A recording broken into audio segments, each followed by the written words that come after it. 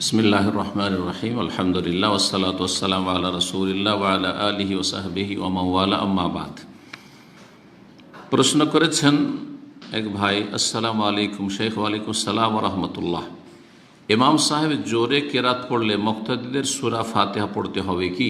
এই প্রশ্ন অনেকবার করা হয়েছে, তারপরেও প্রশ্নটির উত্তর এই জন্য দিচ্ছি যে এটি একটি গুরুত্বপূর্ণ প্রশ্ন। এর সম্পর্ক হচ্ছে সবচেয়ে গুরুত্বপূর্ণ ইবাদতের সাথে তৌহিদের পরে। তৌহিদ, লা ইলাহা ইল্লাল্লাহর প্রতিষ্ঠা, এটি সবচেয়ে বড় ইবাদত, যেটি অন্তরের ইবাদত, জবানেরও ইবাদত এবং প্রতিটি অঙ্গ প্রত্যঙ্গের ইবাদত। তৌহিদটা যে ইবাদত আমাদের দেশের মানুষরা বুঝে না, কিন্তু তৌহিদ মানে আল্লাহর একত্ব প্রতিষ্ঠা করা, অন্তরে আল্লাহ এক ও একক বিশ্বাস করা, জবানে আল্লাহ এক ও একক, তার কোনো শরিক নেই, ওয়াহদাহু লা শারীকা লাহ, এ কথার স্বীকৃতি দেওয়া, শাহাদাত দেওয়া, আশহাদু আল্লা ইলাহা ইল্লাল্লাহ জি ওয়া আশহাদু আন্না মুহাম্মাদান রাসূলুল্লাহ, এই যে শাহাদাত, এবং জীবনের প্রতিটি ক্ষেত্রে অঙ্গ প্রত্যঙ্গ দ্বারা যাবতীয় ইবাদত বন্দেগীর মাধ্যমে আল্লাহর তৌহিদ, একত্ব প্রতিষ্ঠা করা। সালাত পড়বেন কার জন্য? এক আল্লাহর জন্য। সিয়াম রোজা রাখবেন কার জন্য? এক আল্লাহর জন্য। যাকাত দেবেন কার জন্য? আল্লাহর জন্য। সাদকা দান খায়রাত করবেন কার জন্য? আল্লাহর জন্য। দিনের জ্ঞান অর্জন করে ইলম শিখবেন কার জন্য? আল্লাহ সন্তুষ্টির জন্য, দুনিয়ার খ্যাতির জন্য, দুনিয়ার গরজে নয় জি। হজ করবেন কার জন্য? ওমরা করবেন কার জন্য? হিজাব পর্দা করবেন মা বোনেরা কার জন্য? হ্যাঁ, আল্লাহ সন্তুষ্টির জন্য, হ্যাঁ আল্লাহর জন্য, লোক দেখানো নয়, হ্যাঁ পরিবেশ বুঝে নয় যে এখানে সৌদি আরব মুসলিম দেশ, সুতরাং এখানে বোরকা পড়তে হবে, আর পশ্চিমা দেশে কাফের দেশে চলে গেছি তখন অসুবিধা নেই, না তাহলে তৌহিদ নেই, তৌহিদ তাহলে নেই, সেখানে নেই জি। তো সবচেয়ে বড় ইবাদত তাহলে কি হলো? তৌহিদ, লা ইলাহা ইল্লাল্লাহর প্রতিষ্ঠা অন্তরে, কথাতে, কাজে। আর তারপরে সবচেয়ে বড় ইবাদত, যার মাধ্যমে লা ইলাহা ইল্লাল্লাহর প্রথম বাস্তবায়ন হয়, সেটি হচ্ছে 5 ওয়াক্ত সালাত। শুধু সালাত বললে হবে না, কারণ প্রত্যেক মুসলিম নামাজ পড়ে, আরে কিছু তো পড়ে, 2টা ঈদ তো পড়ে, কিছু ঈদ পড়া মুসলমান আছে, তাই না? জুমা পড়া মুসলমান তো অনেক আছে, তাই না? জুমার দিনে দেখছেন না এখানে সুবহানাল্লাহ, এত গরমে সৌদি আরবের গরমে গোটা রাস্তাঘাট এখান থেকে একেবারে 300-400 মিটার পর্যন্ত সিকো মার্কেট পর্যন্ত একেবারে মুসাল্লা বিছিয়ে সব সালাত আদায় করছে জুমার দিন। ওই ছবিগুলো না দিলে বুঝতেই পারতাম না, আমার মসজিদের ভিতরে পড়ি, বুঝতেই পারতাম না, ছবি দিয়ে বুঝলাম আল্লাহু আকবার। এখান থেকে একবারে সিকো মার্কেট 300-400 মিটার পর্যন্ত বিস্তীর্ণ এলাকাতে সালাত আদায় করছে সব, এদিক সেদিক বিক্ষিপ্ত হয়ে।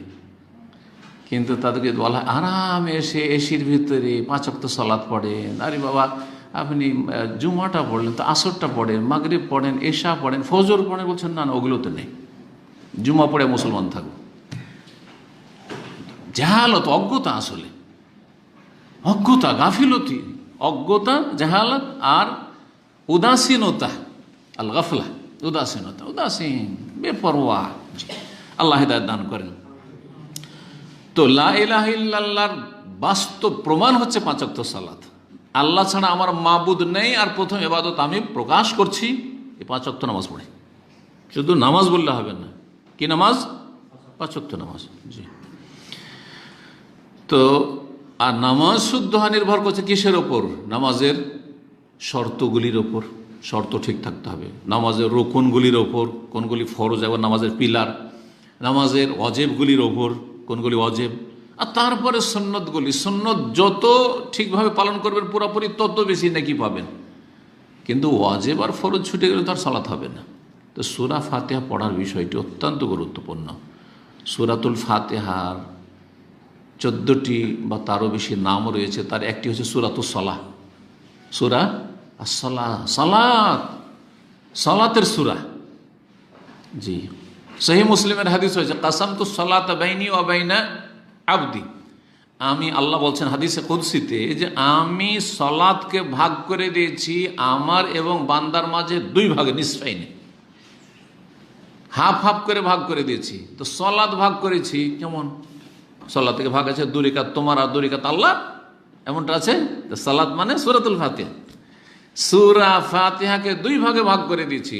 অর্ধেক বান্দার, মানে অর্ধেকে বান্দা নিজের প্রয়োজন চাই, আর অর্ধেকে আমার গুণগান করে। তো সূরা ফাতিহা কয়টি আয়াত আছে?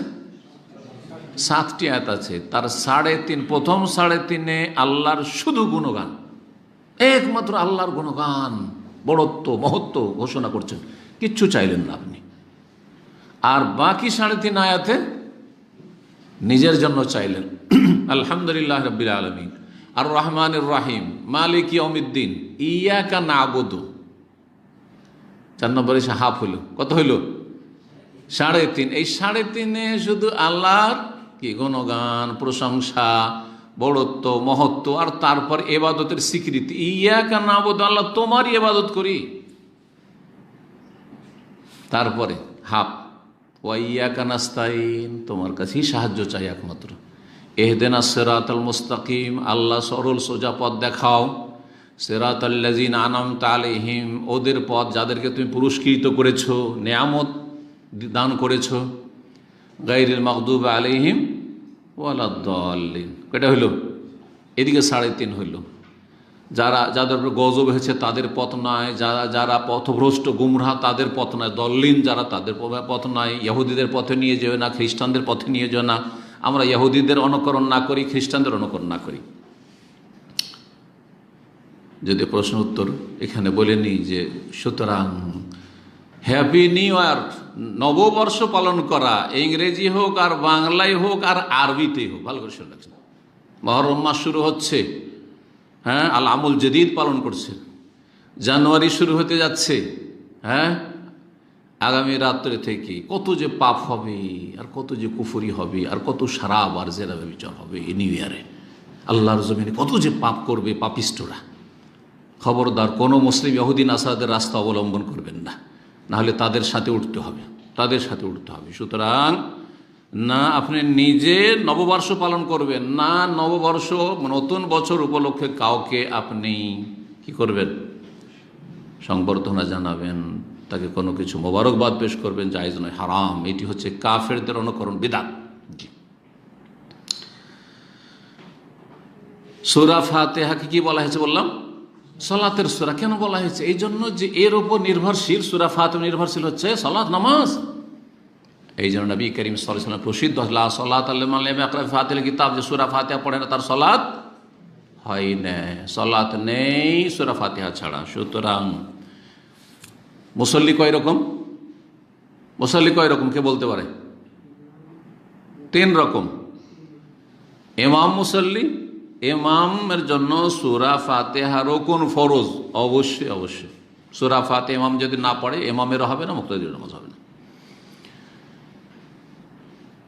দ্বিতীয় নামাজি হচ্ছে একাকী নামাজি, মুনফারিদ, একাকী একা একা নামাজ পড়ছেন, তাহলে সূরা ফাতিহা পড়া ফরজ, রুকুন না পড়লে হবে না। যে রাকাতে সূরা ফাতিহা পড়লো ওই রাকাত হইল না, রুকুন ছুটে গেল। ইচ্ছা করে ছাড়েন অথবা ভুল করে ছাড়েন, ভুলে গিয়ে ছাড়েন, নামাজ হবে না, ওই রাকাত হবে না, রাকাতের রুকুন। বাকি থাকলো তৃতীয় রকম মুসল্লি, তা হচ্ছে মুক্তাদি মুসল্লি। এখন মুক্তাদি সূরা ফাতিহা ইমামের পিছনে পড়বে কি পড়বে না। মুক্তাদির অবস্থা কয়টি? 2টি অবস্থা। একটা হচ্ছে যে ইমামের জোরে তেলাওয়াত চলছে, শুনছে, নাকি আস্তে তেলাওয়াত, বা জোরে হচ্ছে কিন্তু দূরে আছে, শুনতে পায় না। 2টো অবস্থা হলো না? যদি ইমাম আস্তে আস্তে মনে মনে তেলাওয়াত করছে, যা 17 রাকাত মধ্যে কত রাকাতে হয়? 11 রাকাতে হয়। জোহরের 4 মনে মনে ইমাম পড়ছে, ঠিক না? আসরের 4 4 কত হইল? 8 ইমাম মনে মনে পড়ছে। মাগরিবের শেষ 1 রাকাত কত হইল? 9 হইল। আর এশার 2 কত হইল? 11 রাকাতে ইমাম মনে মনে সূরা ফাতিহা পড়ছে। আপনিও অবশ্যই মুক্তাদি সূরা ফাতিহা মনে মনে পড়বেন। ইমামের পড়ার সাথে কোনো বিরোধ আছে? সংঘর্ষ হচ্ছে, দ্বন্দ্ব হচ্ছে, যে শুনবো না পড়বো, শুনবো না পড়বো, তাহলে বোঝা হলো লা সালাতা লিমান লাম ইয়াকরা বিফাতিহা, যে সূরা ফাতিহা পড়ে না তার সালাত হয় না, তার নামাজ হয় না। বাকি থাকলো শুধু কতটুকু? সীমিত। কতটা? এই 6 রাকাত, 17 রাকাত দিন রাতে ফরজ, 6 রাকাতে মাগরিবের 2 রাকাত, আর এশার 2 রাকাত, আর ফজরের 2 রাকাত জোরে জোরে ইমাম তেলাওয়াত করছে, আপনি মুক্তাদি। এখন আপনি পড়বেন কিনা, এর 2টো অবস্থা। একটা হচ্ছে জোরে তেলাওয়াত করছে কিন্তু আপনি দূরে আছেন, ইমামের তেলাওয়াতই শুনতে পান না, তাহলে শুনছেন না, আপনি অবশ্যই পড়বেন, অসুবিধা আছে? সংঘর্ষ হচ্ছে তেলাওয়াতের সাথে, শুনবো না পড়বো বলতে পারবেন, শুনতেই তো পান না।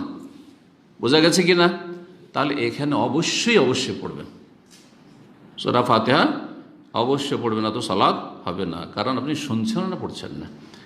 তাহলে একেবারে সীমিত, আরও সীমিত আকারে বাকি থেকে গেল কি, যে সূরা ফাতিহা জোরে পড়ছে ইমাম, আর আপনার কানে সূরা ফাতিহার তেলাওয়াত পৌঁছেছে। এখন আল্লাহ কোরআনে তেলাওয়াত শুনতেও বলেছেন, হ্যাঁ, আবার আপনারা বলছেন যে হাদিসে আছে যে সূরা ফাতিহা ছাড়া সালাত হয় না। তাহলে এখন কোনটা করব? কোনটা করব? তো একদল বলছে যে যেহেতু আল্লাহ বলেছে ওয়াইদা করে আল কোরআন ফাসতামিউ লাহু ওয়া আনসিতু লাআল্লাকুম তুরহামুন, যখন কোরআন তেলাওয়াত করা হবে সূরা আরাফে, আল্লাহ বলেছেন শেষ দিকে যখন কোরআন তেলাওয়াত করা হবে তখন ফাসতামিউ লাহু, মনোযোগী হয়ে শোনো, ওয়া আনসিতু, আর চুপ থাকো, লাআল্লাকুম তুরহামুন, তাহলে তোমাদের ওপর সম্ভবত রহম করা হবে, আল্লাহর রহমত নাজিল হবে। বলছে যে এখন শুনছি যেহেতু, তো শোনাটা পড়ার বিকল্প, সুতরাং শুনবো তখন। এটা অধিকাংশ আইম্মায়ে কেরামদের মত, আলেমদের মত, এবং এদের দলিল শক্তিশালী আছে, এবং অনেক সালাফি আলেমরা এই ফতোয়া দিয়েছে, যেমন ইমাম ইবনে তাইমিয়া রাহিমাহুল্লাহ, ইমাম আলবানী, এরকম অনেকে আছেন। জি, আর একদল বলছেন তাদের শীর্ষস্থানীয় ইমাম শাফেঈ, সালাফদের অনেকে রয়েছেন সাহাবায়ে কেরামদের মধ্যে, তাবেঈনদের মধ্যে, কিন্তু বড় বড় আইম্মা কেরামদের পরবর্তীতে যে ইখতিলাফ যেসব আইম্মাদের মধ্যে মাঝে হয়েছে, ইমাম শাফেঈ, ইমাম বুখারী, জি, আর আহলে হাদিস ওলামারা ভারত উপমহাদেশে বিশেষ করে, তারা বলছেন কি যে সূরা ফাতিহা যে কোনো অবস্থায় মুক্তাদিকে পড়তে, আগের যতগুলি অবস্থা সবগুলিতে পড়তে হবে, এমনকি যখন জোরে জোরে পড়ছে ইমাম আর কানে আওয়াজ আছে শুনতে পাচ্ছেন তখনও সূরা ফাতিহা পড়তে হবে। তো প্রশ্নকারী প্রশ্ন কি ছিল যে ইমাম সাহেব জোরে কেরাত পড়লে মুক্তাদিরা সূরা ফাতিহা পড়তে হবে কি?